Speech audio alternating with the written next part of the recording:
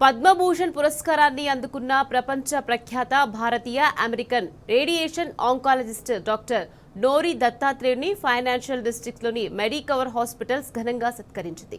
సన్మాన కార్యక్రమానంతరం క్యాన్సర్ చికిత్సలో ఆధునిక సాంకేతికత, భారతదేశంలో ఆంకాలజీ రంగ భవిష్యత్తుపై నోరి వైద్య బృందంతో ప్రత్యేకంగా చర్చించారు. ఈ సందర్భంగా మెడికవర్ హాస్పిటల్స్ యాజమాన్యం వైద్య బృందానికి నోరి దత్తాత్రేయుడు హృదయపూర్వక కృతజ్ఞతలు తెలిపారు.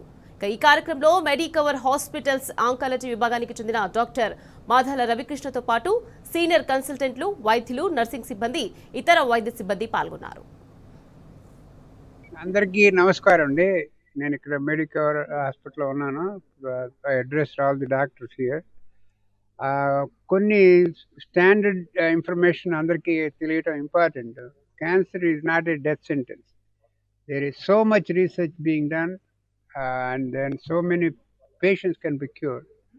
Early stage cancers can be cured very effectively, very easily, with less money, less complicated treatment. And with the advent of other advanced treatments like targeted therapy, immunotherapy, we are getting upper hand even in advanced cancers. So first thing is what I was telling to the doctors group here. If you want to make a dent in the cancer crisis in India, మనం ఏం చేయాలంటే రెండు పద్ధతుల్లో దాన్ని canker చేయాలి. ఒక పద్ధతి వల్ల అంత ప్రయోజనం ఉంటుంది కానీ మ్యాక్సిమం బెనిఫిట్ ఉండదు.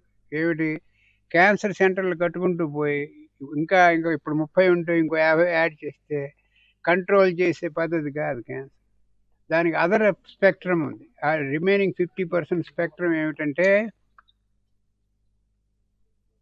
Health education, awareness, screening, early detection and prevention.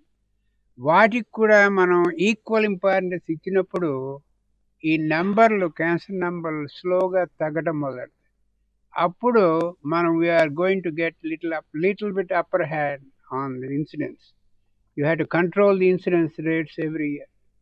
So I am already, there are some signals in India when I go to see hospitals, meet hospital doctors.